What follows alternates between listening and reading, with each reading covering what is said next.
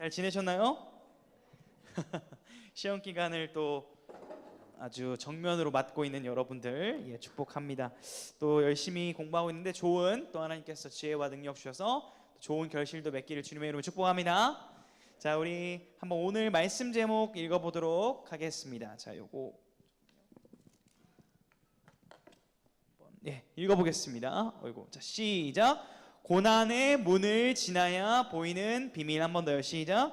고난의 문을 지나야 보이는 비밀이라는 제목으로 하나님의 말씀을 전하도록 하겠습니다.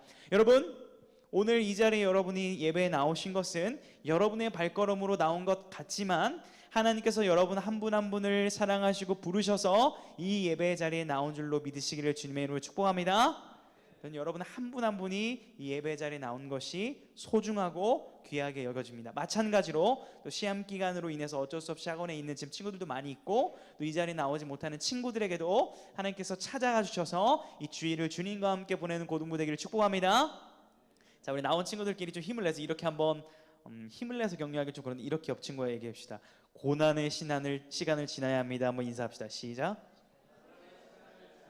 여러 해석이 가능하죠. 고난이라는 단어가 어떤 의미인지 여러분에게 조금 대입을 해보면 이 기말고사 시험을 지나야 또 기쁨이 돌아오고, 기쁨일지 모르겠지만 또 방학도 오고 수련회도 갈 수 있기 때문에 이 시간을 잘 지내야 하겠고요. 넓은 우리의 인생의 범위로 보게 된다면 또 우리 이 시기 전체를 잘 지나게 되면 우리가 놀라운 은혜를 또 마주하게 될 것입니다. 여러분 한번 오늘 욥기를 읽었는데요. 우리 욥기는 총 몇 장으로 구성되어 있을까요? 42장까지. 그래서 오늘 이 시간은 욥기를 우리가 하나바이블 과정에서 제가 한 번만 딱 욥기를 설교를 하면서 지나가게 돼요. 그래서 이 시간에 욥기 42장 전체 내용을 다룰 것인데 그러다 보니까 자연스럽게 설교 시간이 짧겠어요, 길겠어요? 이제 짧지는 않겠죠. 그래서 예고하는 설교가 짧지 않으니 이제 짧게 끝날 거 포기하시고 이제 앞에를 보시고 우리가 주어진 시간만큼은 여러분 공부하느라 고생하시는데 그럼에도 성경 말씀의 시간 주어진 시간만큼 집중해서 은혜 받을 수 있기를 축복합니다. 자, 우리 욥기를 한번 생각해 볼 텐데요. 욥기 하면 떠오르는 거 어떤 거 있어요? 욥기 막 우리 주일학교 시절에 많이 배웠을 거예요. 욥 막 고통받는 욥, 시험 받는 욥. 그래가지고 나중에 결국 이제 복을 많이 받는 욥, 뭐 여러 가지 생각할 수 있습니다. 욥기 어떤 생각이 들어요? 가엾다? 가엾다. 또 친구, 새 친구가 좋은 친구, 나쁜 친구, 안 좋은 친구? 또 욥. 예. 고난. 예, 좋습니다. 우리 친구들 중에 욥기 생각나는 거 없어요? 욥기? 욥기든 뭐 아브라함이든 나랑 상관없어? 욥 좋습니다. 자, 욥기를 우리가 보통 어떻게들 많이 이해하냐면 욥이 이제 고난을 받았고 욥이 이제 잘 하나님을 의지하고 새 친구의 그 정죄를 피해가지고 욥이 잘 하나님을 믿어가지고 결국 다시 복을 받고 잘 되었다 정도로 우리가 이제 이해할 수 있는데 뭐 그것도 표면적으로 보면 틀린 건 아니지만 조금 더 성경이 우리에게 하고자 하는 메시지는 조금 더 우리가 다르게 집중해서 볼 필요가 있습니다. 자, 신약성경에 보니까 욥에 대해서 이렇게 설명을 하는데요. 자, 한번 우리가 읽어보도록 하겠습니다. 시작. 보라, 인내하는 자를 우리가 복되다 하나니 너희가 욥의 인내를 들었고 주께서 주신 결말을 보았거니와 주는 가장 자비하시고 긍휼히 여기시는 이시니라. 아멘. 신약성경에 보니까 욥의 인내를 칭찬하기는 하나 주께서 주신 결말이 욥기의 결말이면서 주는 자비하시고 긍휼히 여기시는 분이시다라는 것이 욥기 전체에서 조금 더 하고 싶은, 즉 하나님이 어떤 분이시며 하나님께서 우리의 삶을 어떻게 다뤄가시는지에 대해서 욥기가 드러내고 있다라고 얘기를 하는 거죠. 조금 더 우리 고등부 친구니까 이런 단어를 좀 써보겠습니다. 한번 따라해 보겠습니다. 하나님의 주권. 한 번 더 시작. 하나님의 주권. 스스로에게 한번 이렇게 고백해 볼까요? 하나님의 주권을 인정합시다. 참 쉬운 듯 하면서 어려운 얘기예요. 하나님의 주권이라는 것은 하나님께 모든 뜻이 달려있으며 하나님께서 하시는 일은 선하다라는 것을 우리가 믿고 고백한다라는 것인데 이것이 때로는 우리 가운데 현실적으로 참 어려울 때도 있는 것도 우리의 현실인 것 같습니다. 여러분, 우리가 이제 한번 욥기를 살펴보기를 원하는데요. 하나님과 하나님의 주권에 대해 생각을 해볼 텐데 1장 1절 우리 오랜만에 욥기 읽어봅시다. 시작. 우스 땅에 욥이라 불리는 사람이 있었는데 그 사람은 온전하고 정직하여 하나님을 경외하며 악에서 떠난 자더라. 아멘. 여러분 이 구절이 좀 부러워요, 안 부러워요? 이제 하나님께서 여러분들이 생각하실 때 이렇게 생각했으면 좋겠어요, 아니에요? 이렇게 생각하셨으면 너무 좋을 것 것처럼 이제 부러운 그런 욥입니다.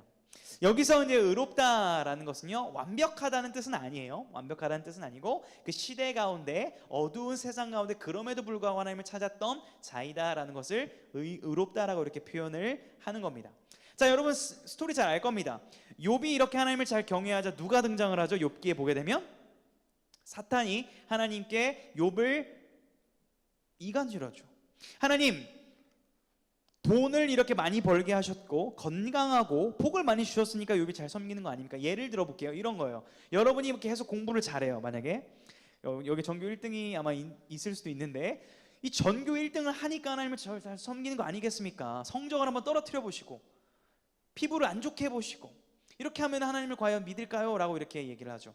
하나님께서 이것을 허용하십니다. 여기서 오해하지 말아야 될 건 하나님께서 욥을 시험하시고자 막 즐거워하시고 욥을 주도적으로 괴롭히신 게 아니라 하나님은 큰 그림을 그리시죠. 어떤 그림이요? 사탄이 아무리 이렇게 이간질을 해도 결국 욥이 더 정금같이 믿음이 단련되어지고 욥이 더 많은 복을 누리게 될 것을 예측하시고 이 일시적인 고난을 허용하시는 겁니다. 자, 그렇게 욥이 이제 고난을 좀 당하게 됩니다. 어려움을 당하게 돼요. 가축들이 다 없어지고 가족들이 죽게 되고 온갖 사고를 당하게 됩니다. 여러분 한번 생각해 보세요. 갑자기 내가 가진 성적을 다 잃어버리게 되고 친구들이 사라지고 가족들이 사라진다고 생각해 보세요. 여러분 교회 나와서 예배를 드릴까요, 안 드릴까요? 상당히 좀 어려울 수 있을 것 같습니다. 한번 그런데 욥의 첫 번째 반응을 우리가 한번 살펴보기를 원합니다. 우리 1장 21절 22절 읽어보겠습니다. 시작. 이르되 내가 모태에서 알몸으로 나왔사온즉 또한 알몸이 그리로 돌아가올지라. 주신 이도 여호와시요 거두신 이도 여호와시오니 여호와의 이름이 찬송을 받으실지니이다 하고 이 모든 일에 욥이 범죄하지 아니하고 하나님을 향하여 원망하지 아니하니라. 처음 욥의 반응은요, 놀랍게도 원망하지 않아요. 하나님께서 나를 이 땅에 태어나게 하셨으니까 내가 결국 모든 것을 잃게 되는 것도 하나님의 뜻이 있겠죠 라고 이렇게 엄청난 우리 입장에서 고백을 하는 거예요. 그러자 여기서 더한 시험과 어려움을 주죠. 여러분 이거 사진은 이제 가상 그런 사진이니까 얼굴에 이렇게 여드름이 많이 난다고 상상해 보세요. 여러분 한번 내 얼굴에 여드름이 한 15개가 났다. 큰 거 어때요? 우리 자매들 최악이죠. 목사님 고등학교 때 얼굴에 여드름이 한 150개, 200개 진짜 났습니다. 이렇게 막 빨간 거. 그래가지고 저의 별명은 여드름 괴물이었어요. 그래서 수업 시간에 얼굴을 건드려서 긁었는데 피가 툭툭툭 흐르는 거예요. 수업 시간에 애들이 막 괴물이 떴다 나가 말하면서 놀렸던 기억이 있습니다. 욥의 마음을 1%는 아니겠지만 조금은 저는 이해할 것 같아요. 온몸이 근지럽고 이것을 해결할 수 없는 그런 종기가 나고 막 팍팍 긁습니다. 뭘로 그냥 돌로 긁어요 피부를. 얼마나 간지럽고 해결되지 않고 답답한 마음이 있었을까요? 그렇게 많은 어려움을 욥이 당하게 됩니다. 자, 그때 이 욥을 위로하기 위해서 여러분도 친구 있지만 욥의 친구들이 등장을 하죠. 우리 막상 욥의 새 친구는 알지만 어떤 친구들인지는 우리가 잘 성경을 안 보는 것 같아요. 꼼꼼히 한번 보도록 하겠습니다. 자, 2장 11절부터 13절 읽어보겠습니다. 시작. 그때에 욥의 친구 세 사람이 이 모든 재앙이 그에게 내렸담을 듣고 각각 자기 지역에서부터 이르렀으니 곧 대만 사람 엘리바스와 수아 사람 빌닷과 나마 사람 소발이라. 그들이 욥을 위문하고 위로하려 하여 서로 약속하고 오더니 눈을 들어 멀리 보매 그가 욥인 줄 알기 어렵게 되었으므로 그들이 일제히 소리질러 울며 각각 자기의 겉옷을 찢고 하늘을 향하여 티끌을 날려 자기 머리에 뿌리고 밤낮 7일 동안 그와 함께 땅에 앉았으나 욥의 고통이 심함을 보므로 그에게 한마디도 말하는 자가 없었더라. 자, 여러분 앞을 보십시오. 친구를 한번 옆에 친구를 떠올리면서 앞을 보십시오. 여러분이 어려움을 당했을 때 누군가가 멀리서 와가지고 7일 동안 아무 말도 하지 않고 울어주고 옆에 있어주는 친구 좋은 친구예요, 안 좋은 친구예요? 좋은 친구죠. 저는 2024년에 만약 제가 어려움을 당했을 때 과연 저한테 와서 7일 동안 아무 말 없이 옆에 있어줄 친구가 있을까 했을 때 없을 것 같거든요. 저는 친구가 없어요. 그런 친구 있으세요? 그런 친구 있으면 복 받은 거거든요. 근데 지금 욥의 새 친구가 우리 막연하게 나쁜 놈 이렇게만 생각할 게 아니라 처음에는 어떻게 했다고요? 아무 말도 없이 7일 동안 있어줬습니다. 여러분 그런데 이렇게 정적으로 한번 우리가 한번 7초만 있어 볼까요?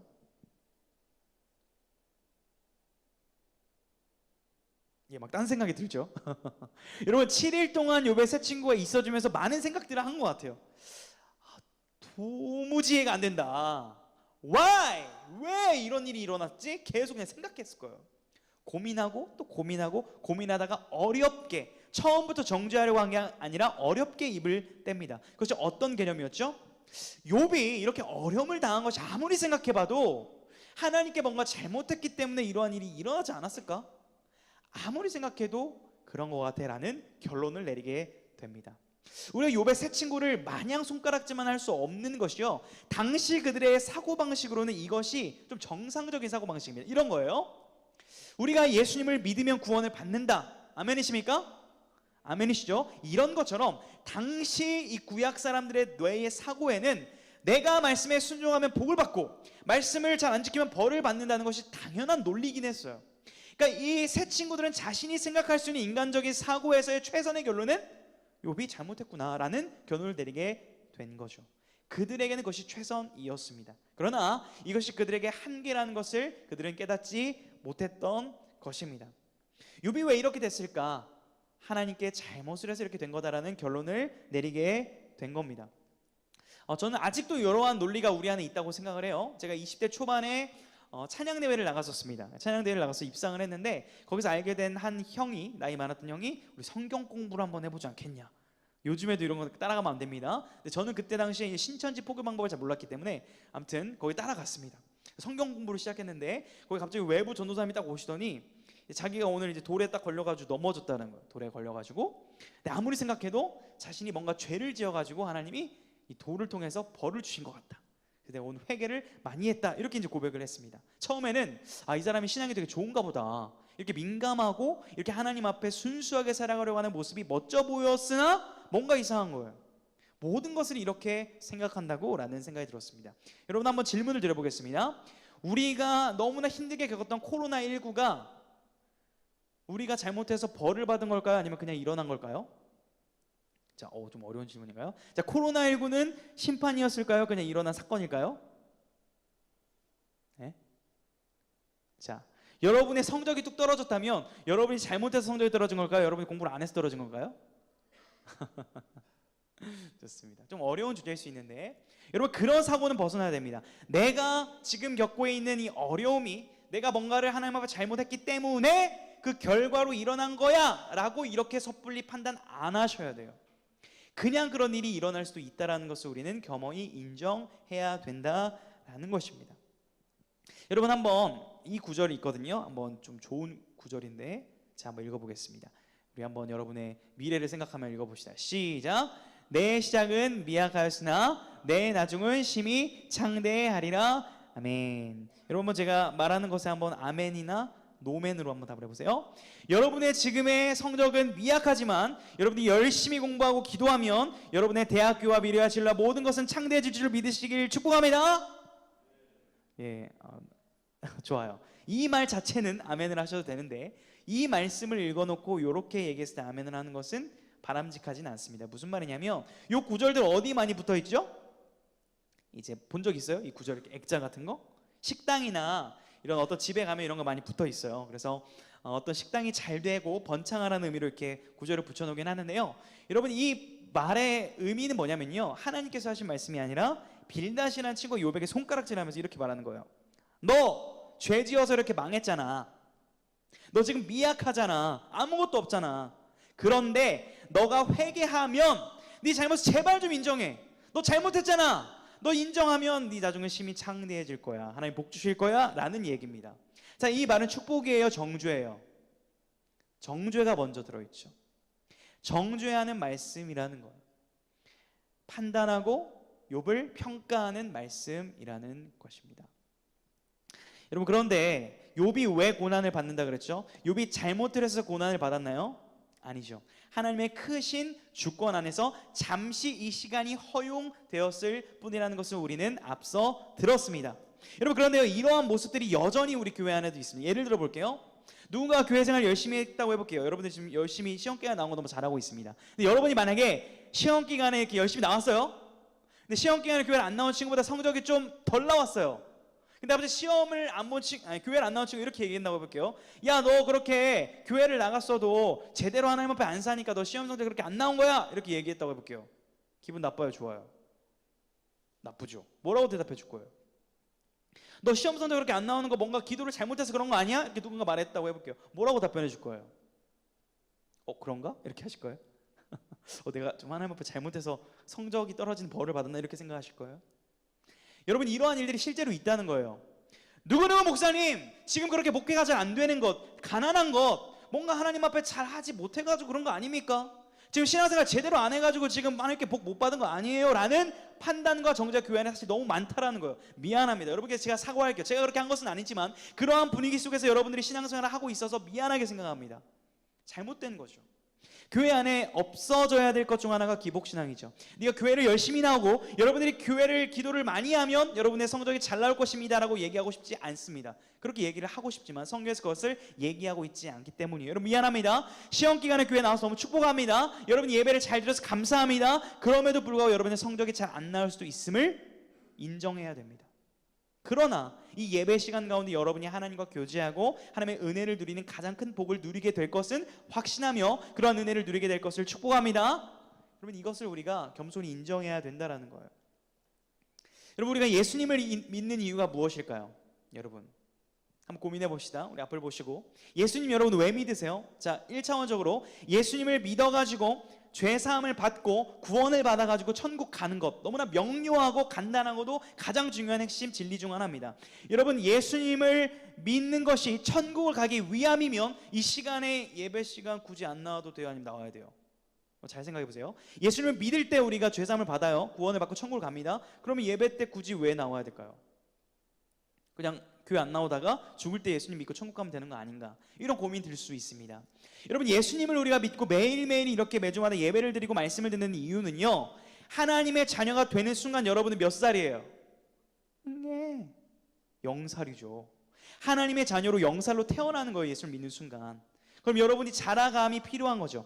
여러분 지금 고등학생이 되었고 이제 20살 성인이 되는 것처럼 여러분이 영적으로도 하나님의 말씀을 먹으면서 조금씩 자라나가야 되고, 하나님의 뜻이 무엇인지, 내가 오늘 이 학교에서 내 가정에서 왜 내가 살아가야 되지? 내가 왜 직장생활을 해야 되지? 내가 왜 결혼해야 되지? 그 모든 삶의 영역 속에서 고민하면서 그 가운데 하나님의 뜻을 발견해 나가는 성장이 필요하다는 거예요. 그러면서 하나님의 마음을 배우게 되고 하나님의 자녀다워지는 과정이 있고, 그것을 위해서 우리가 예수님을 믿었고 예수님과 함께 동행하는 것이라는 거예요. 여러분, 얼마나 예수 그리스도를 잘 믿고 계십니까? 과거의 사건이 아니라 오늘도 나는 예수 그리스도가 필요하고 예수 그리스도 안에서 성장해야 되는 존재라는 것을 얼마나 자각하고 계십니까? 여러분, 이스라엘 백성들이 어디에서 이렇게 나왔죠? 400년간 노예 생활하다가 애굽에서 출애굽이라는 것을 했습니다. 실제적으로 역사적으로 홍해를 건넜어요. 저도 홍해를 다녀왔던 기억이 있는데 엄청 어마어마한 그러한 바다입니다. 혹자는 이 홍해가 쪼르르 흐르는 강물이다 이렇게 궤변을 늘어놓기도 하지만 실제로 가보시면 홍해는 놀라운 바다입니다. 그 바다를 이스라엘이 실제로 건넜죠. 자, 그리고 약속의 땅 가나안을 가기 전에 어디 살죠? 이 가운데 지금 뭐가 있어요? 광야라는 곳에 40년간 살게 되는 거예요. 하나님께서 가나안 땅으로 가라 라고 말씀하셨는데 그 가는 기간이 몇 년이 걸렸어요?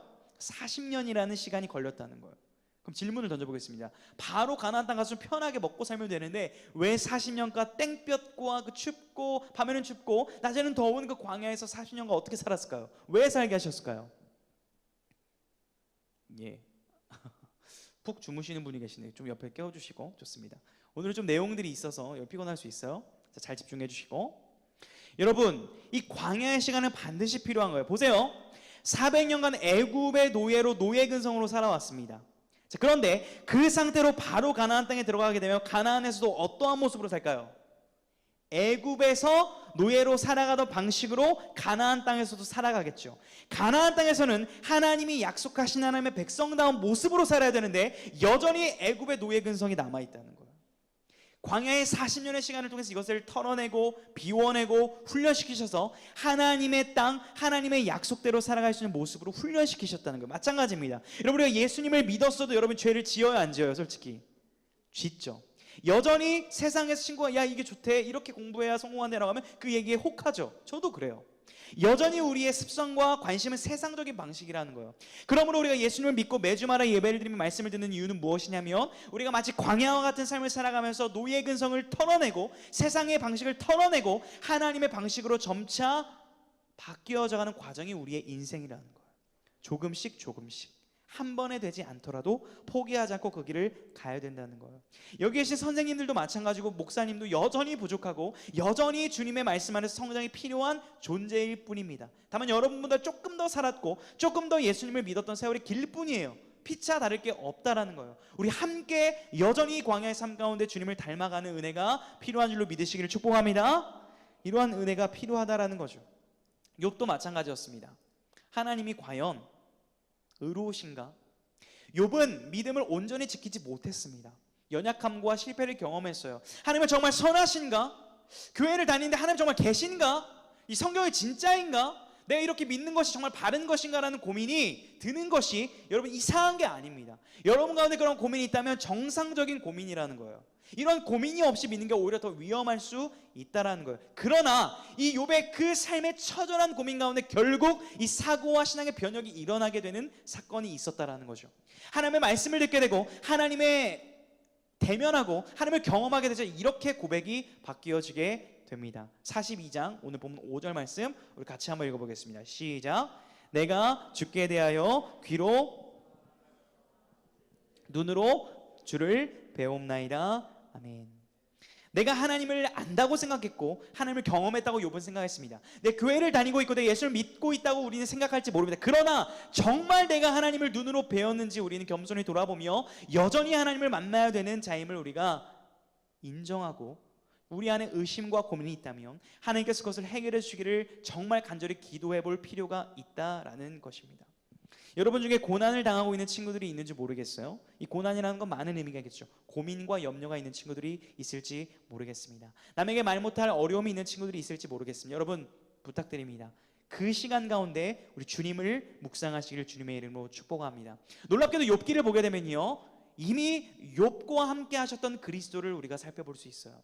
신약에만 주님께서 오신 것이 아니라 욥의 아픔 가운데 함께 하셨던 주님께서는 여전히 우리의 고난과 아픔 가운데 함께 하시는 것을 우리가 확인할 수 있는데, 우리 욥기 19장 25절 한번 읽어볼까요? 시작. 내가 알기에는 나의 대속자가 살아계시니 마침내 그가 땅 위에 서실 것이라. 아멘. 욥이 보았던 살아계신 대속자, 우리의 죄를 사하실 예수 그리스도는 결국 그 땅에 서셨죠. 골고다 언덕 위에 서셔서 우리의 죄를 위해 십자가에서 죽으셨습니다. 욥이 바라봤던, 욥과 함께 하셨던 주님께서는 우리의 역사 가운데 나타나셔서 여러분을 위하여 십자가 위에 서신 거예요. 거기에서 여러분이 담당할 죄와 고난을 친히 담당하신 거예요. 그리고 이렇게 말씀하십니다. 너의 아픔을 내가 담당했다. 너의 고난을 내가 함께 지기를 원한다. 너의 어려움 가운데 내가 외면하고 있지 않다라고 십자가를 통하여 우리 가운데 말씀하고 계시다는 사실입니다. 여러분, 저는 믿습니다. 결국 이 고난의 시간들, 여러분이 겪어야 될 고등부 시간을 지나고 났을 때 이 시간을 통하여 여러분이 결국 믿음으로 단단한 보석으로 빚어지게 될 것을 믿습니다. 저는 이것을 확신해요. 여러분의 상처가 있다면 여러분의 상처는 훈장이 되어서 누군가를 위로해주고 빛나게 해줄 상처가 아물 것을 저는 믿습니다. 그러므로 여러분의 아픔, 여러분의 상처는 쓸모없는 것이 아닙니다. 놀라운 재료가 되어서 누군가를 위로해줄 빛나는 훈장이 될 것을 믿습니다. 왜냐하면 말씀에서 이렇게 말씀하기 때문이에요. 욥이 그의 친구들을 위하여 기도할 때 여호와께서 욥의 곤경을 돌이키시고 여호와께서 욥에게 이전 모든 소유보다 갑절이나 주신지라. 아멘. 다시 한번 말씀드리면 욥의 주제는 하나님께서, 여호와께서 욥과 우리의 삶을 아셨고 잠시 어려움을 허용하시지만 결국 우리에게 원하시는 것은 선함이고 자비이고 복과 은혜라는 사실을 우리가 주목하기를 원합니다. 결국 우리가 살펴보게 될 이 말씀을 우리가 붙들기를 원하는데요, 우리 한번 같이 읽어보겠습니다. 시작. 그러나 내가 가는 길을 그가 아시나니 그가 나를 단련하신 후에는 내가 순금같이 되어 나오리라. 아멘. 이 말씀에 담긴 비밀이 무엇입니까? 아직은 내가 가는 길이 어떤 길인지 모르지만, 아직은 내가 순금과 같은 인생은 아닌 것 같고 연약한 삶인 것 같지만 주님께서 나의 길을 아시기 때문에 그가 나의 이 시간을 통하여 나를 단련하신 후에는 내가 순금같이 될 것이다 라는 믿음이 여러분 안에 있기를 주님의 이름으로 축복합니다. 지금은 비록 순금이 아닐 수 있지만, 지금은 빛나는 보석이 아닐 수 있지만 여러분 이미 원석이고 결국 빛나게 될 것입니다. 여러분, 십자가의 길이 곧 영광의 길임을 기억하시기를 바랍니다. 또한 십자가를 통과해야 부활이 있었다는 사실을 기억하기를 축복합니다. 또 이 고난을 지날 때 반드시 기쁨이 있다는 사실을 여러분이 잊지 않았으면 좋겠습니다. 이 비밀을 말씀을 통해 알았을 뿐만 아니라 경험하게 되어지는 여러분이 되기를 주님의 이름으로 축복합니다. 이 고난의 시간, 이 어려움의 고등부의 시간을 이미 우리와 함께 하시는 예수님을 바라보며 예수님과 함께 지나갈 수 있기를 주님의 이름으로 축복합니다.